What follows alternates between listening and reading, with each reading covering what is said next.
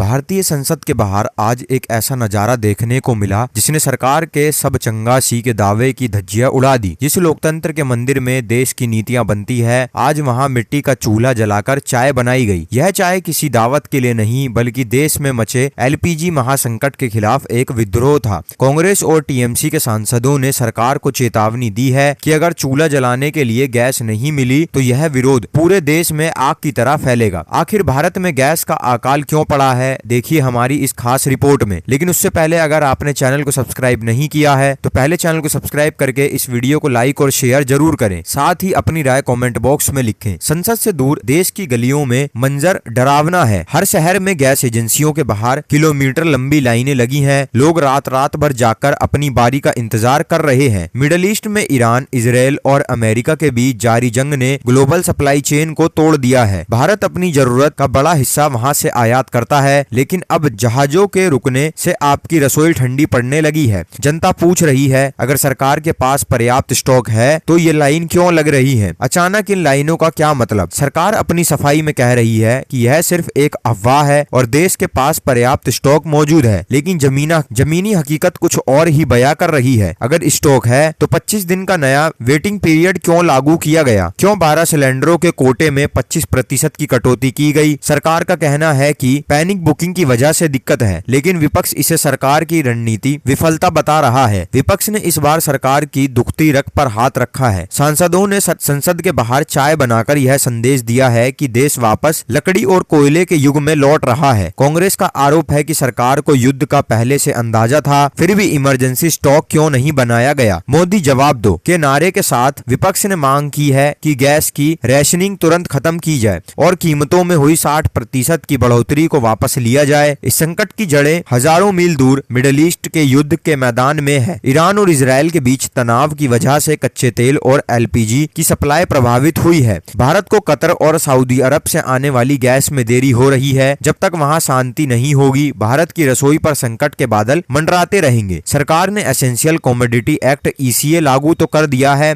लेकिन क्या यह कानून खाली सिलेंडरों को भारी पड़ेगा और क्या उन्हें भर पाएगा? संसद के बाहर लगी यह चाय की पतीली सरकार के लिए बड़ी चेतावनी है। अगर आने वाले दिनों में गैस की किल्लत दूर नहीं हुई तो यह विरोध प्रदर्शन दिल्ली की सीमाओं से निकलकर हर घर तक पहुंच जाएगा। सरकार को अपनी चुप्पी तोड़कर पारदर्शी तरीके से जनता को बताना होगा कि स्टॉक की असल स्थिति क्या है। क्या सरकार इस संकट से निकल पाएगी या फिर महंगाई की यह आग सरकार को झुलसा देगी? आपकी इस पर क्या राय है? क्या आपको लगता है सिलेंडर मिलने में दिक्कत हो रही है? कमेंट में जरूर बताइए। देखते रहिए वायरल समाचार।